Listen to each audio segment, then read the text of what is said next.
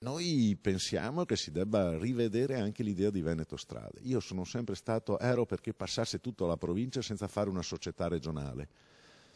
Nel resto della regione Veneto Strade non è vista bene come a Belluno. Veneto Strade è una macchina che è cresciuta troppo, ne è convinto Sergio Reolon, che indica con chiarezza quali sono le cause dei gravi problemi economici dell'ente. La regione dice i lavori che deve fare ma poi non li paga. E questo mette in difficoltà ovviamente Veneto Strade.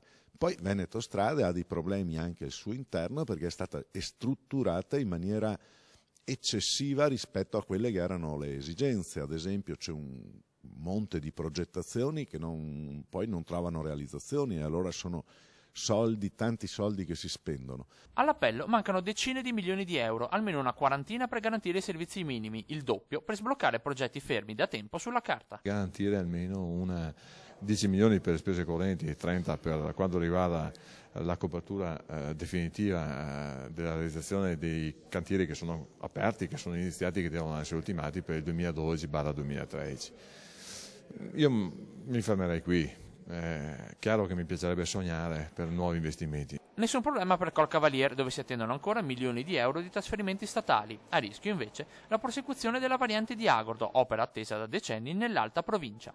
Un'iniezione di denaro fresco garantirebbe soprattutto la manutenzione stradale e i posti di lavoro. La manutenzione delle strade fa parte del famoso pacchetto, è chiaro, pacchetto che riguarda la manutenzione ordinaria e straordinaria. Io però sono fiducioso sia per la manutenzione sia per le maestranze. Siamo stati fortunati da questo punto di vista che non ha nevicato, male per il turismo e fortuna per le strade perché se avesse nevicato quest'anno sarebbero stati dolori.